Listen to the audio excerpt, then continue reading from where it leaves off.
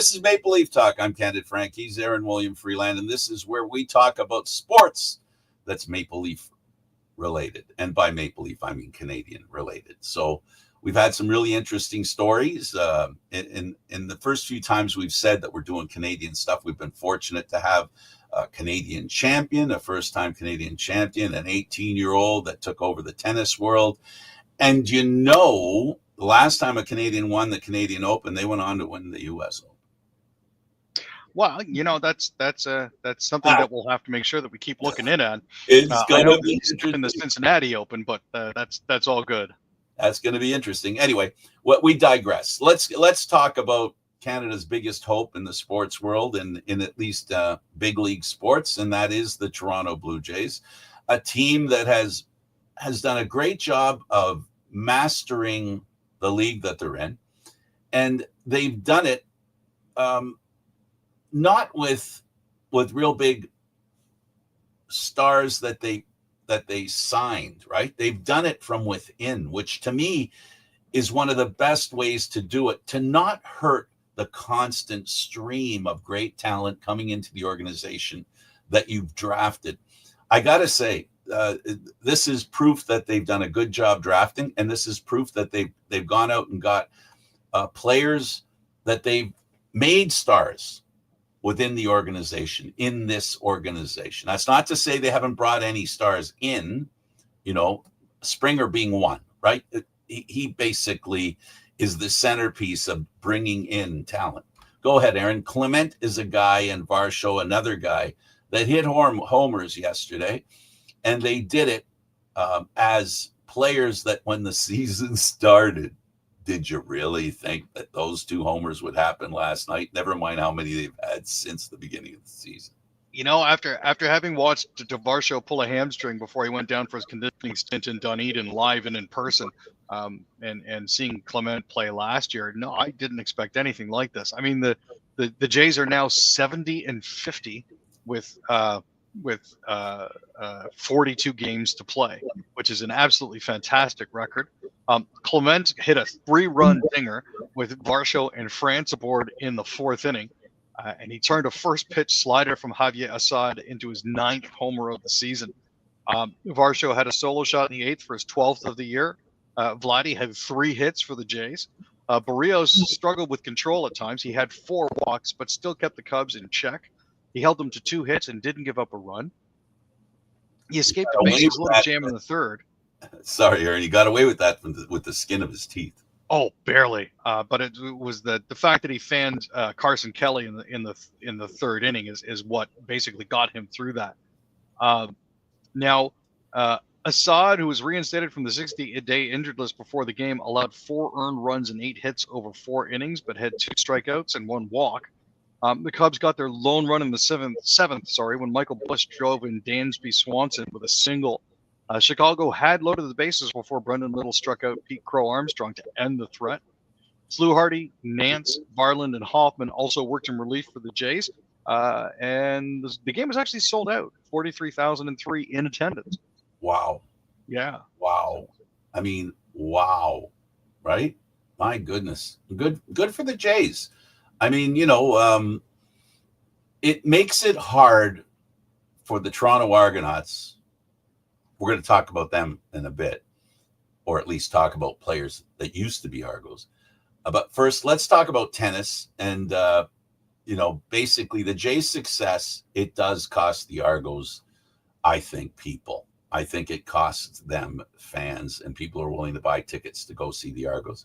The choice is to go see the Toronto Blue Jays play the Yankees, or the Argos play, the Hamilton Tiger Cats, which Hamilton's a great team. Great team. But the shine and luster of playing against North American teams of the kind of history of the New York Yankees, Boston Red Sox, you can see the challenge that the Argos have and the CFL has. And with the Jays getting as good as they are, it starts to really slice a little bit into the CFL. But more Canadian news. Dabrowski and New Zealand's Rootcliffe advance at the Cincinnati Open. Yeah, so Gabriela Dabrowski and Aaron Rutliff are off to the third round in women's doubles at the Cincinnati Open. They defeated Indonesia's Adila Sujaidi and Mexico's Juliana Olmos 3-6, 7-6, 10-7 on Tuesday to advance. They won 67% of their first serve points and broke on 3 of their 11 opportunities in the match. Suchiati and Olmos won just 50% of their first serve points, but converted on 4 of their 5 breakpoint chances. Dabrowski is one of 2 Canadians remaining in the event, with Felix Auger-Aliassime being the other in the men's singles bracket. Auger-Aliassime is playing Benjamin Bonzi in the 4th round today, so we'll have to see how that goes. So I'm just going to check in to see if I can get a little more information on that at a point a little bit later in the show. Absolutely. Let's go to the Canadian Football League. The Argos signed DB Willis Drew and fullback Will Gabriel. They're looking for a running game.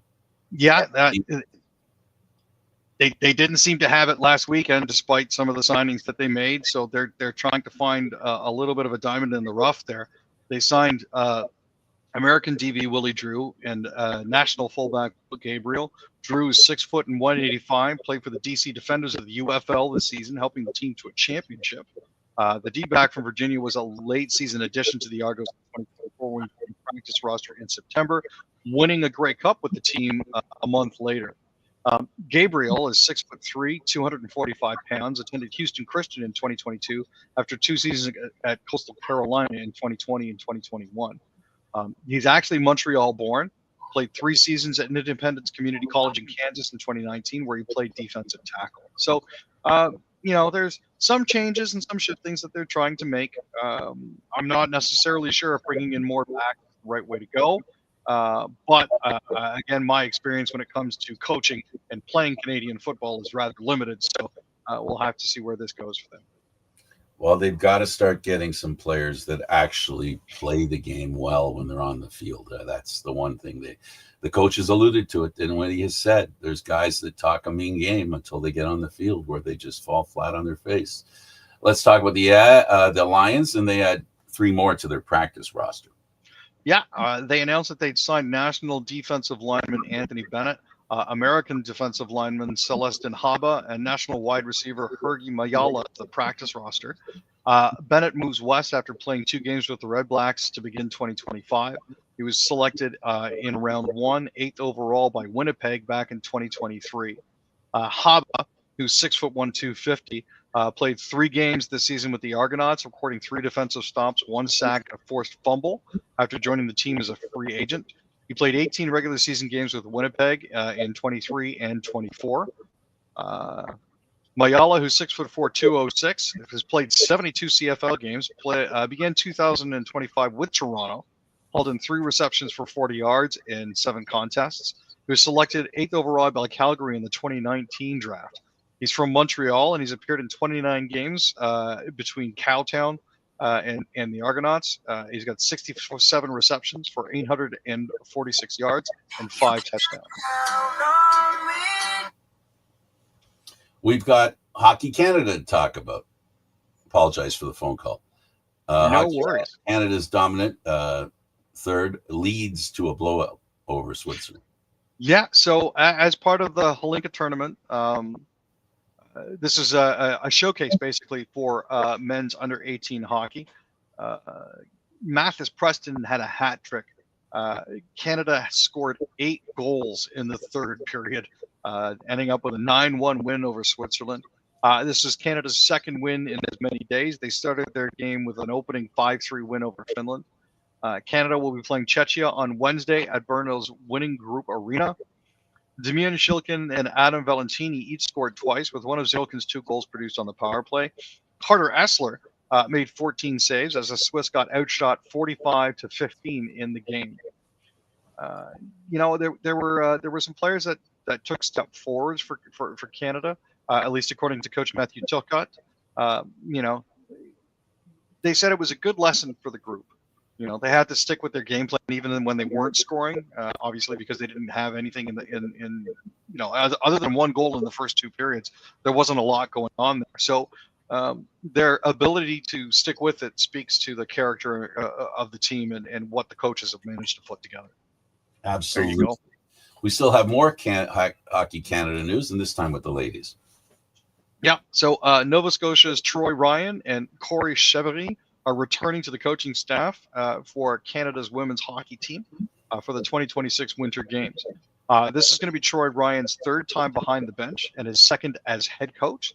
That was something he previously thought would never be in the cards for him. So, here he is, months away from his third Olympic Games. It's definitely one of those pinch me kind of moments for him, and not something that you're ever really going to take for granted.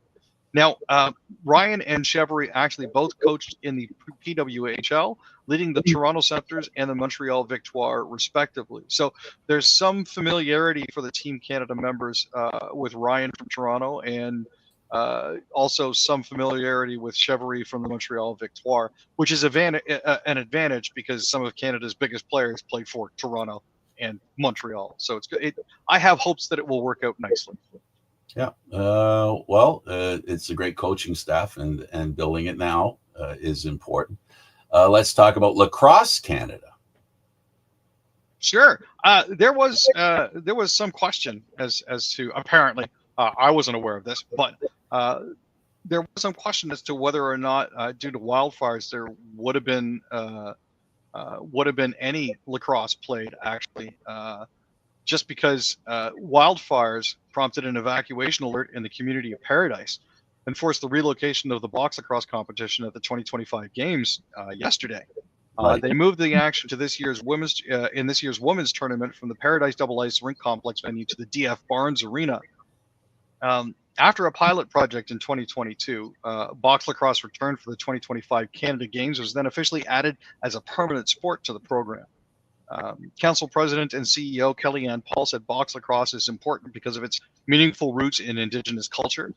Its specific inclusion is a symbol of the dedication to honoring Indigenous culture and ensuring the games reflect the diversity of the country. It's a meaningful step in strengthening the cultural fabric of both the games and the nation. So Lacrosse Canada's technical coordinator, Rachel McKinnon, said the game is basically, it's part and parcel of Canadian history and culture, and its inclusion reflects a commitment to showcasing and developing Canadian identity through sport while also honoring its roots. And the decision is made based on the simple fact that box lacrosse is the dominant lacrosse game in Canada. Now, we might have a debate if we open it up to North America, but I don't think there's a debate when it comes to Canada on its own, standalone Canada. So the Canada Games and box lacrosse, it's a match made in heaven, in my opinion. Oh, for sure. It's just a wonderful game, and it's an absolute gift and a joy to be able to play it. Absolutely. And even play goal. Well or not. I mean, playing well doesn't really matter that much. Hey, I'll stand in any day of the week, sir. I'm not losing any contracts if I play poorly, so it doesn't really matter to me. Let's go over to our, what you like to call our second half, and that is the Sens. Mayor Sutcliffe excited for the next steps at LeBreton Flats. So there was a huge hurdle that was cleared earlier this week between the Senators and the National Capital Commission. The National Capital Commission, for those who don't know, are the ones that are responsible for parceling out land and divisions of property and maintenance of government buildings and what have you in Ottawa. So the fact that the NHL team was able to purchase 11 acres of land at LeBreton Flats is a massive step forward. Now, Post Media reported Monday that the purchase price is believed to be just north of $30 million. On Tuesday, it was revealed that the complete sale of the land will be worth more than $35 million. Now, this is 11 months after the Sens and the National Capital Commission confirmed they had reached an agreement for the club to buy the land. Michael Anlauer and Cyril Leader, the team's owner and CEO, respectively, are bullish on the idea of being closer to the city center. Sutcliffe said he was pleased to see the Senators and NCC agree on a purchase price, but the city won't be using any taxpayer money to help fund an arena. That is one of the things that was also part of the condition of Anlauer buying the teams, that the arena be independently funded. So, it's one of those things where part of that area is going to include 2,200 housing spaces, a hotel, a restaurant and bar district, to help make it a bit of a destination, as well as being on the OC line directly. The Absolutely. Senators have to get their financing in order, basically because they've been paying for the Canadian Tire Center in Canada for the past 30 years. And they desperately need a change of venue, and they need to make this work. And it's not. I've said this for years. I've even said it here up in Wasaga. The big mistake that I feel they made here in putting the arena where they did. Maybe it won't be a mistake. Maybe they'll build around it. But the big thing with NHL arenas, MLSE is a pilot project. The best thing you can do is tie the arena and the team to construction all around it and raise the price of the land around it. And that's why the flats is so important, because they're not just putting an arena in there, Aaron. It's a whole series of buildings that they're putting in there. It's in the hundreds of millions of dollars. Hopefully that it'll become on an investment, because the centerpiece will be the arena. Yeah, and it's the ability to build up the infrastructure around it for tourism, for employees to be closer to where they're actually going to be working if they can afford it, and to generate top flight and top tier housing options. Half-hour drive to the arena does not work. Half-hour, No. 40-minute drive to the arena does not work. Not because people are not willing to do it, not that people can't do it, but because to really have success, a larger portion of the community needs to be able to get there in a reasonable way, in a reasonable time. Anyway, good luck with the Senators, Ottawa. They have a really good team at the right time, to help raise the desire to get a new arena, to almost I'm suggesting to earn a new arena. So, if the team doesn't suck, people are more willing to say, well, this is the excitement of having a really good team. We'll maybe push it over the top. It won't do the whole job, but it might push it over the top, which I think it has done. Speaking of pushing over the top, is the Oiler franchise okay? Will they sign Connor McDavid? You got news for us? Well, we do have a little bit of foofara, especially from NHL insiders concerning contract negotiations between McDavid and the Oilers. Now, when it's all said and done, there can be no arguing that Connor McDavid is a generational talent. He is one of the most elite. His resume, even though it's missing a Stanley Cup, has 3 Hart trophies, 5 Art Ross trophies, 4 Tenlizzy awards, 7 NHL All-Star games, including 6 captaincies, 5 appearances on the NHL's first All-Star team, and at the end of the season, he's also backed up his play with a scoring rate of more than a point a game across regular season and postseason play.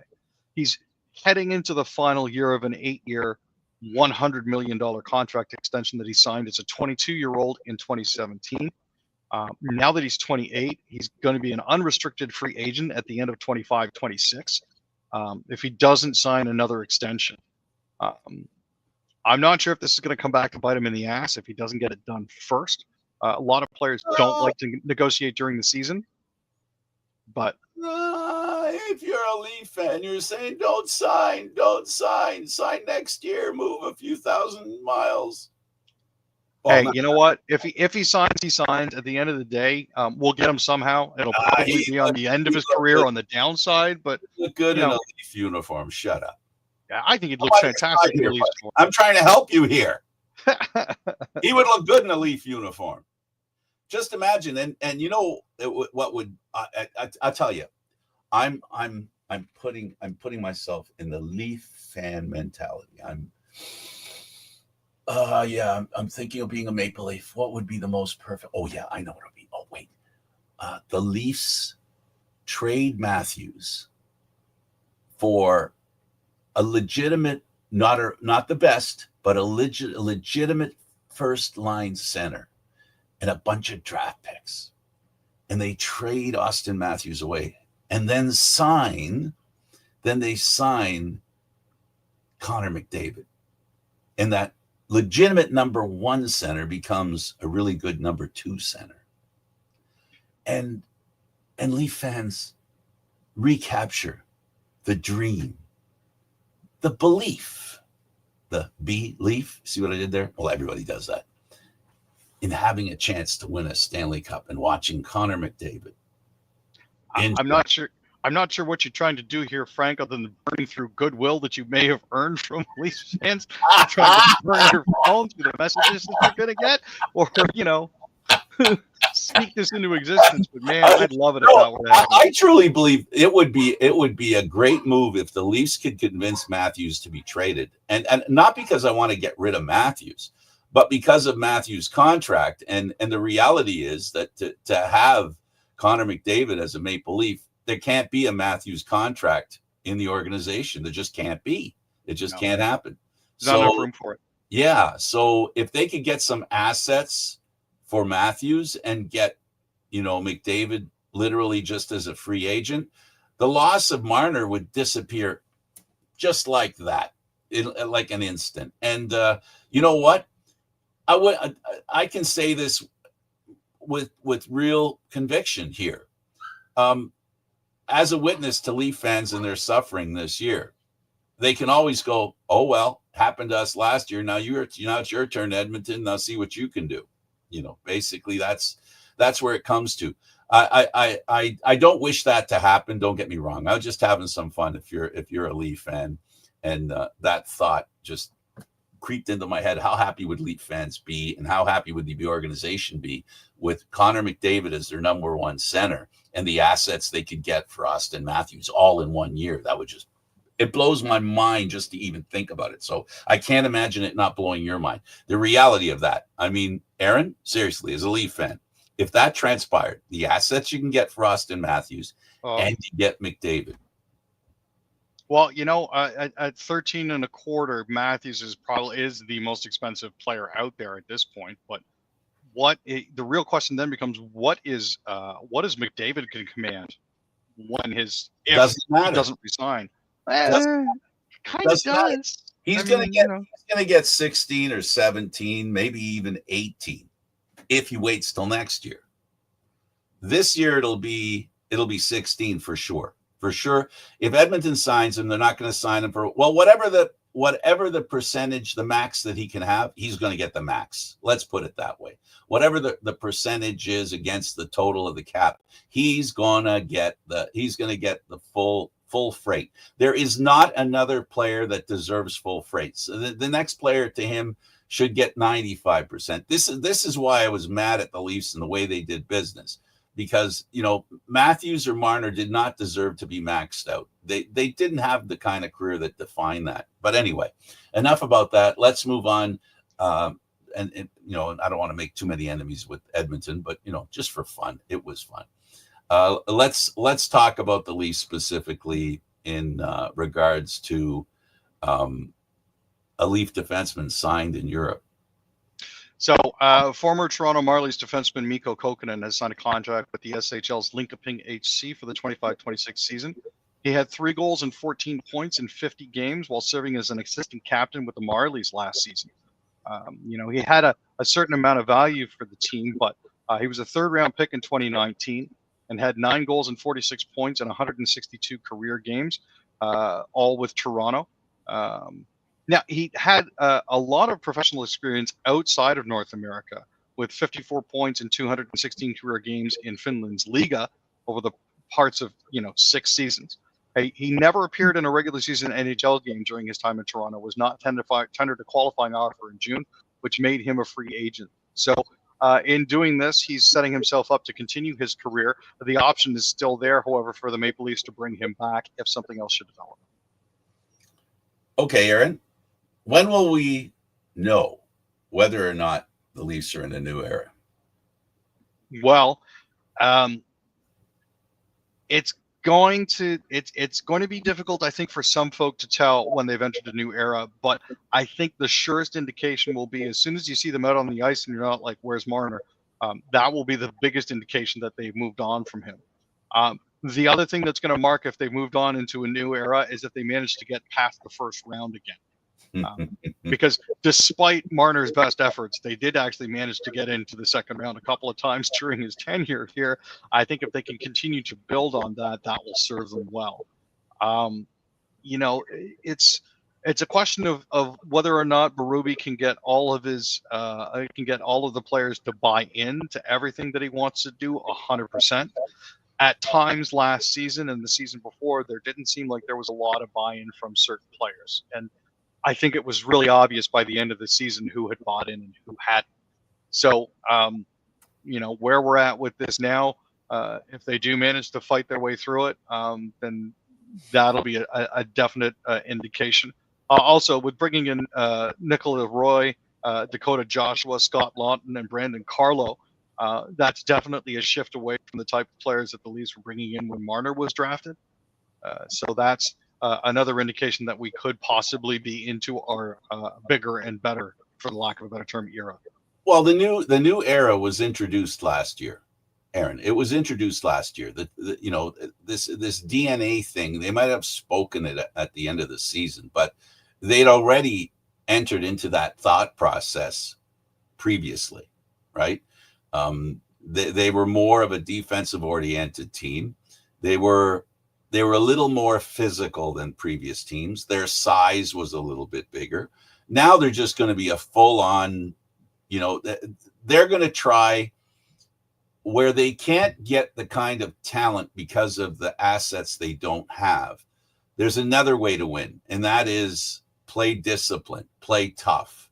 And if they can find the right guys, we said this before, these kinds of players aren't as expensive as the ones, the trigger men. Like the trigger men are the Marners, they're big money guys, right?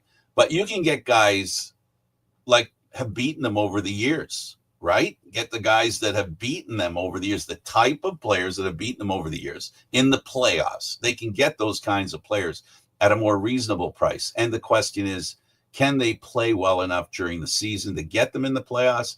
And then once in the playoffs, play that much better. So that's the challenge that they've accepted. That's my opinion. That this organization, Leaf organization, has accepted the fact that doing it with stars is not the way you're going to do it. Not that they don't have any, because you got to have stars. Well, it's definitely true that you need to have stars. The other thing that they have to consider here is how many first-round picks do they want to try to stockpile as signings, as players?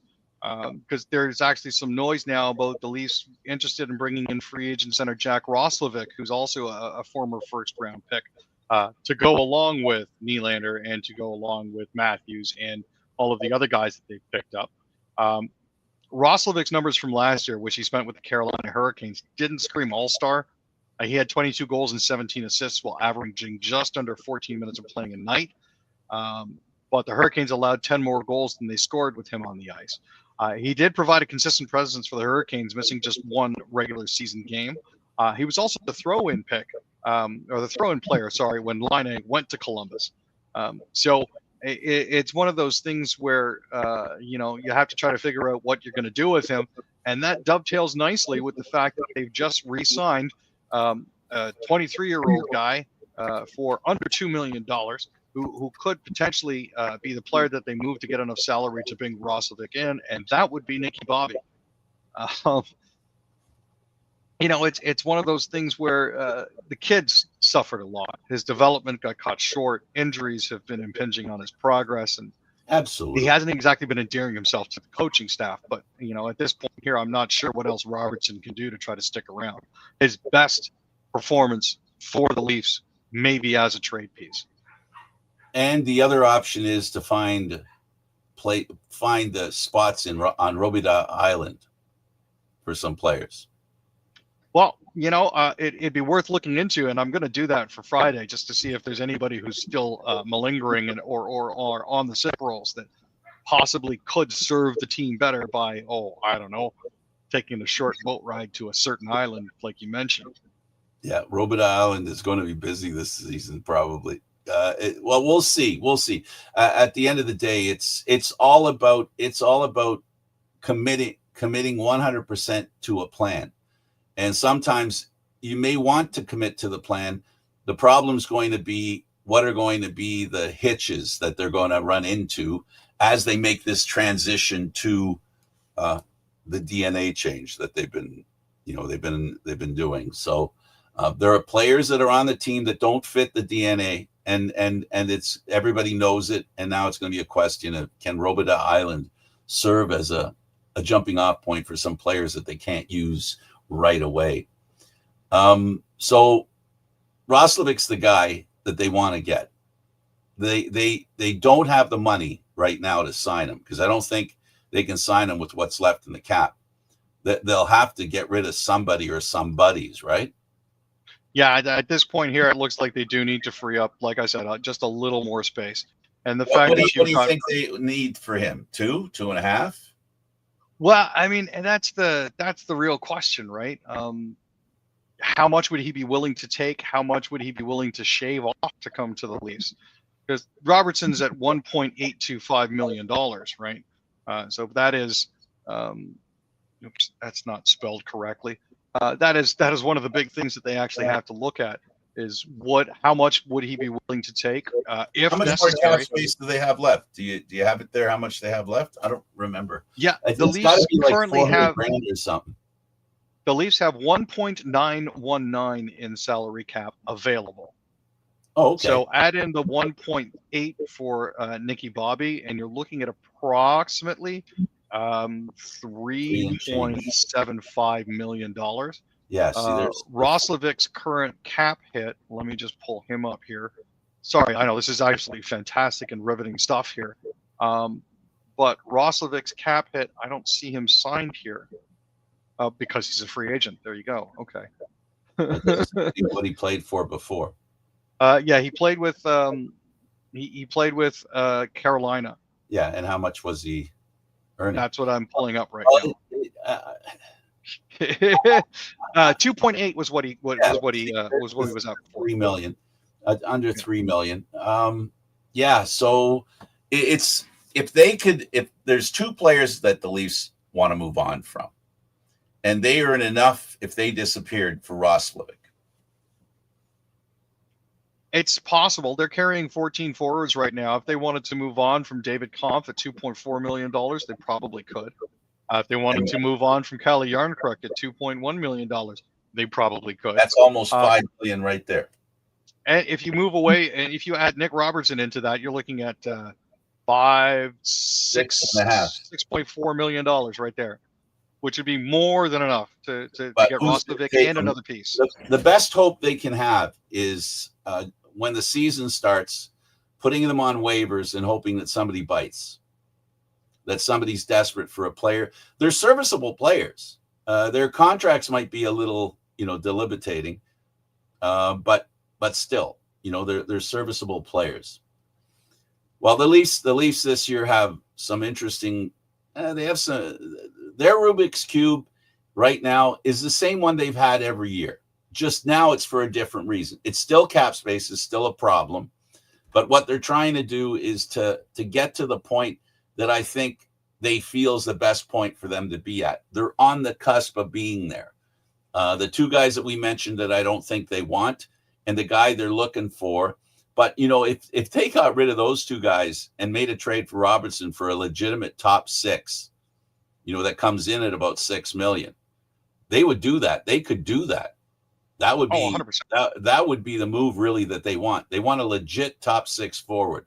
Somebody to offer offense, a legitimate one. But we'll see. We'll see what happens. In the next couple of weeks will be the balance of the downtime. Folks, in a couple of weeks, things are going to start to heat up. Players are going to start showing up on the ice, and the seriousness of the next season will be underway.